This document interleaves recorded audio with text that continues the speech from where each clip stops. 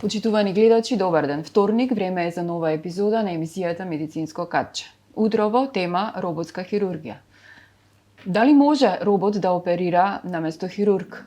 Што се може да направи роботот од хируршки захват? Утрово на оваа тема зборуваме со доктор Бован Сарџевски, гинеколог акушер од приватната болница Аџибадем Систина. Докторе, добар ден. Добар ден, благодарам за поканата и поздрав до вашите гледачи.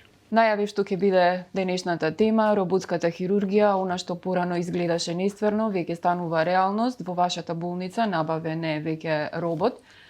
Најпрво за самиот робот, од каде е набавен, во кои се области ќе се користи и секако за вашата специјалност, гинекологијата, какви се проблеми може да реши? Значи се работи за робот кој што е од кинеско производство. Тоа е Томаи од Микропорт корпорацијата, една од врвните водички корпорации во моментот во роботската хирургија. Зборуваме сега за лапароскопска роботска хирургија. Она што на почеток го кажавте, дали може робот како таков да оперира, веднаш да разјасниме. Така, значи, да им стане јасно на гледачиве. Не оперира роботот. Роботот не оперира, повторно оперира, хирург оперира човек, значи тој е тој кој што го води роботот во текот на целата операција.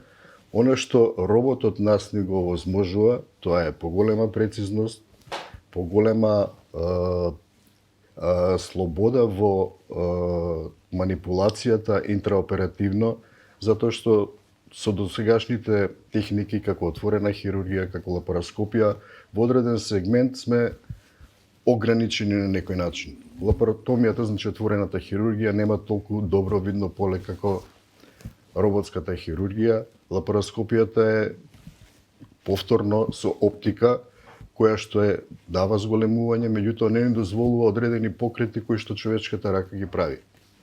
Роботиката е комбинација на сето ова, значи имаме 3D визија, зголемување до 10 пати и слобода во ракувањето и во оперирањето на било кој дел од оперативното поле, кај што дури изгледа невозможно.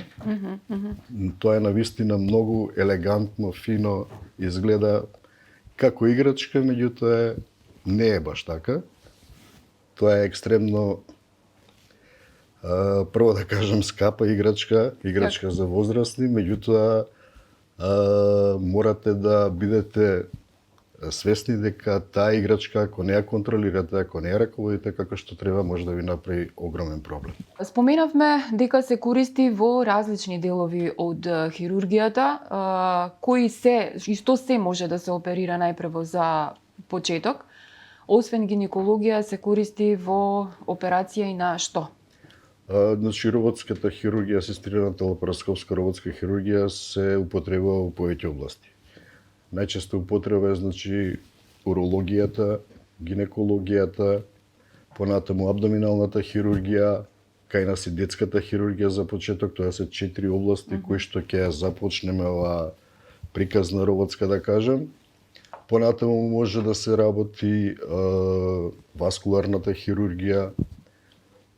Томаи, односно Микропорт, се толку иновативни да сега мислам дека работат на еден проект за спинална хирургија, роботска, за ортопедија, значи, говориме за друга гранка од медицината. Така да тоа се сите области во кои што може да се употреби роботската хирургија. Сега, не постои некоја заболување, некоја операција која што се работи отворена хирургија или лапароскопија да не се употреби роботската хирургија. Меѓутоа, тоа мора веднаш да напоменеме дека се работи за случаи кои што се строго селектирани, кај што имаме апсолутна индикација дека роботската хирургија ќе ни овозможи прво нас полеснен пристап, а за пациентот нормално бенефит, подобро изведување на самата интервенција, побрза ресоциализација, помала крвозагуба и така натаму. Сите оние бенефити кои што ги носи роботската хирургија како таква, и тоа мораме да го ставиме на кантар. Не е логично да употребите робот за една циста која што може да ја решите лапароскопски за 20 на минути, а 20 минути отприлика би било времето, периодот кога треба да го докираме или да го подготвиме роботот за еден оперативен третман. Јас би сакал веднаш да напоменам кои се предностите, кои се негативностите на роботската хирургија. Може ли, докторе, прво да им објасниме, следното прашање би било ова, да не помислат граѓаните дека оперира робот. Тоа го напоменавме дели на вовед. Не, апсолутно. Колку време споменавте дека 20 на минути е потребно да се подготви самиот робот за операција и кој се учествува во оваа операција, бидејќи навидум изгледа дека роботот оперира сам. Каква е постапката, бидејќи сепак хирургот води главен збор во текот на целата операција? Хирургот, операторот, навистина е тој кој што седи на конзолата, значи роботот се состои од два дела. Едниот е над самиот пациент, кој што има 4 раце на кои што се монтираат инструменти, кои што се пласираат во некоја абдоминална празнина или каде што ни е нашиот таргет за оперирање.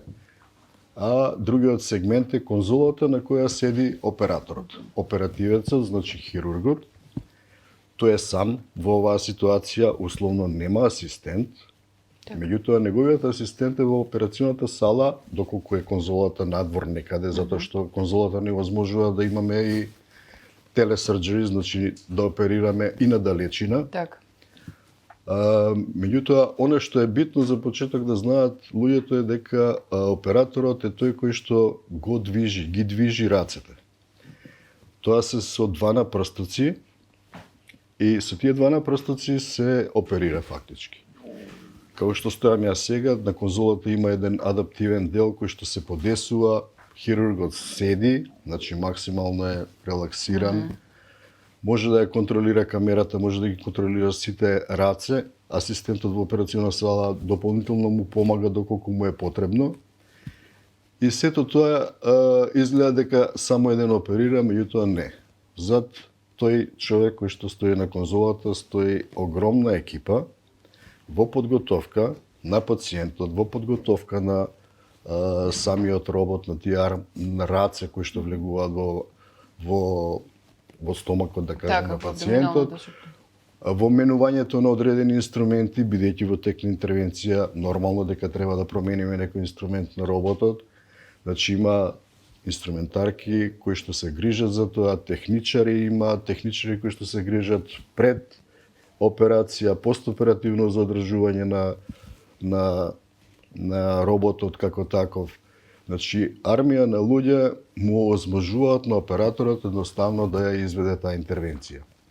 Што е разликата во однос на лапароскопијата или на отворената хирургија? Асистентот таму е до операторот и нели сите оператори хирурзи сме малце нели суетни, знаеме да кажеме и да го искараме нашиот асистент, овде немаме кого да обвиниме. Овде сме сами. Тоа е разликата, меѓутоа и одговорноста е само ваша. Не можете да го обвините затоа што не е тој тука.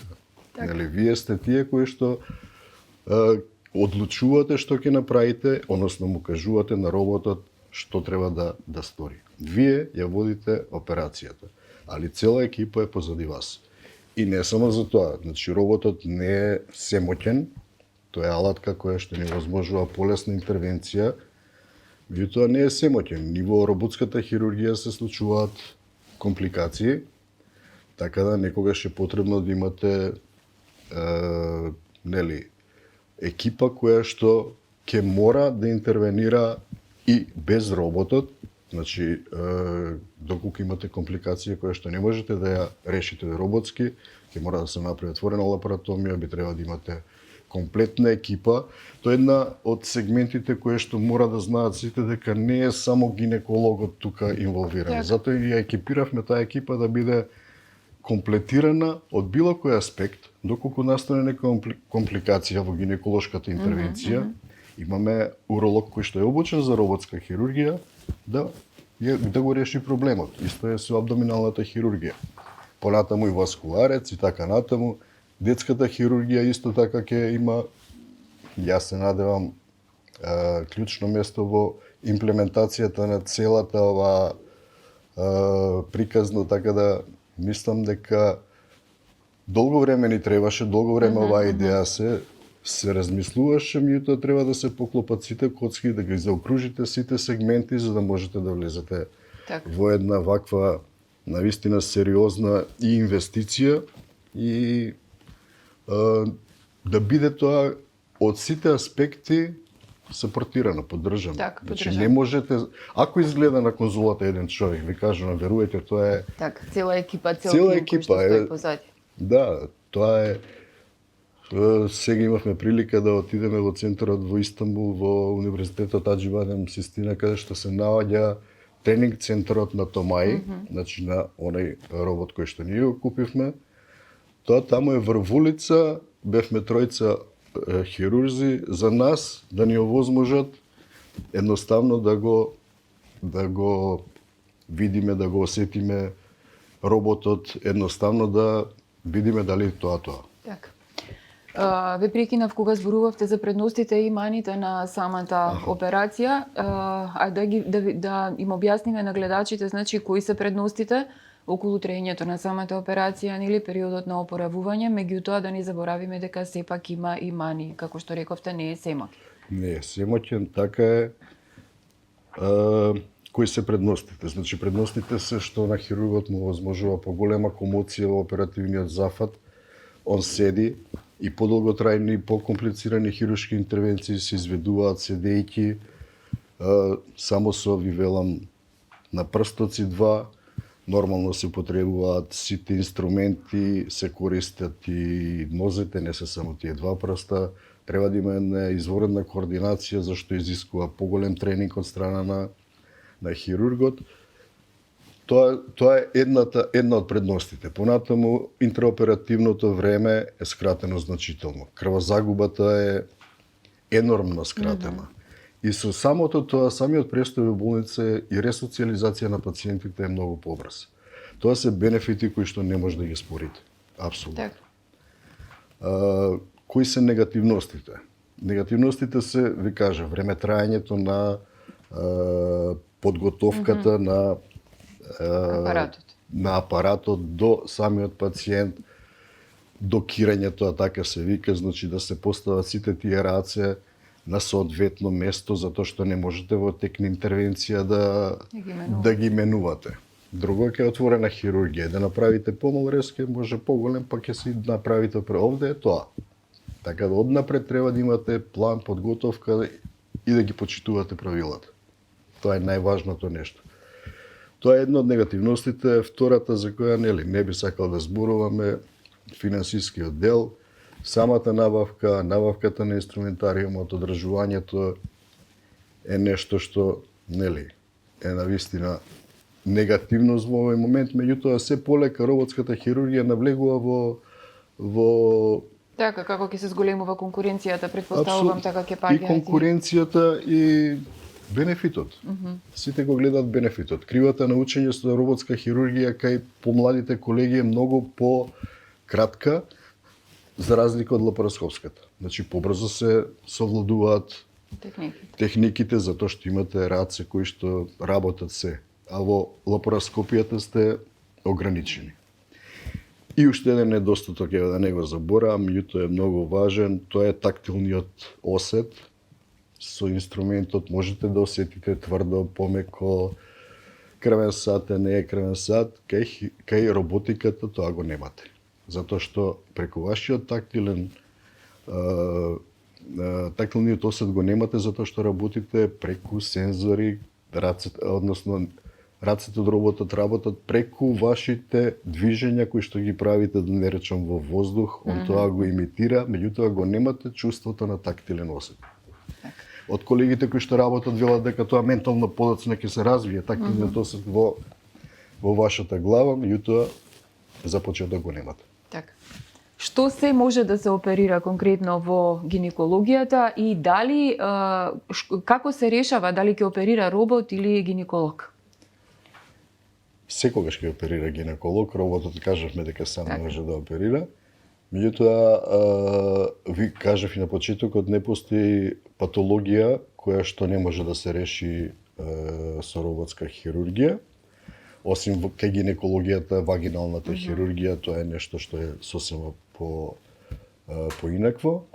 Зборуваме сега за лапароскопските интервенции, значи сите видови на цисти, сите видови на карциноми, сите видови на ендометриоза, дури и длабока ендометриоза, каде што лапароскопијата не дека е ограничена, меѓутоа роботиката е далеко понапредна и ни дава поголема слобода да влеземе во поекстензивни операции. Покрај тоа, да не зборувам за миомите, хистеректомии и така натаму, ги спомнав карциномите и тоа веднаш тука мора да кажам, било која техника да ја употребуваат, било кои хирурзи, гинеколошки онколози да кажам, се прави прво оперативна проценка дали тој случај е воопшто за операција. Доколку е за операција се бара најсоодветниот пристап, approach за тој пациент.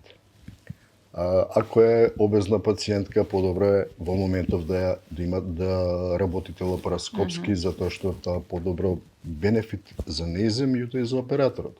Истото и кај роботската хирургија.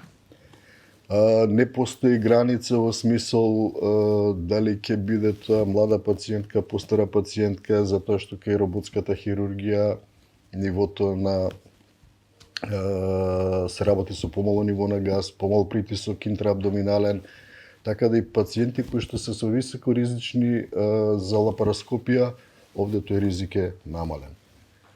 Така да навистина дава предности, меѓутоа мора да направите претходно проценка кој е идеален пациент за одредениот пристап, дали ќе биде отворен, лапароскопски или роботски.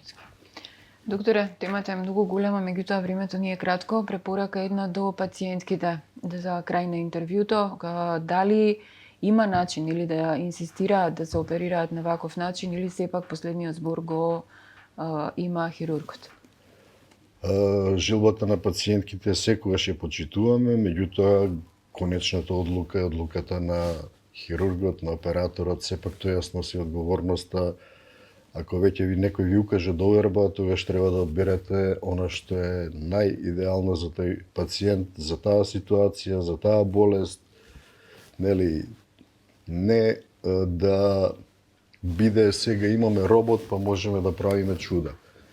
Да, роботот ни овозможува сите овие бенефити, меѓутоа не можеме да ја смениме, да го смениме стадиумот на болеста, не можеме да ја смениме болеста, не можеме да излечиме све и затоа да не се компрометира било која метода, е најдобро да се направи проценка, ако треба и конзилијарна, и секоја што да го правиме кога сме на граница дали ова, дали она, конзилијарно и онколог, и радиолог, и уролог, и абдоминалец, сите на купче и да се донесе одлука што е најдобро за пациентката.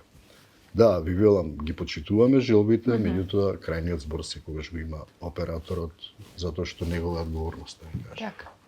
Докторе, ви благодарам за гостувањето во Слободен печат. Се надевам дека дадовме одговори на најголем дел од прашањата кои што во моментов ги имаат пациентите ваши идни. Она што сепак останува, нели, да ја посетат болницата доколку имаат проблем и да ги добијат сите детали околу овој начин на оперирање. Ви благодарам уште еднаш во името на Слободен печат за гостувањето. Ви благодарам јас на поканата и како што рековте, пациентите за било која интервенција ќе бидат сослушани, прегледани и донесена правилна одлука што е за нив најдобро во тој момент за таа нивна, да кажам, болест или ситуација и така. Докторе, ви благодарам за гостувањето во Слободен печат. Вие, почитувани гледачи, останете со програмата на Слободен печат, следите го нашето веб издание и секако очекувајте го издавањето на нашиот весник. Ви благодарам за вниманието.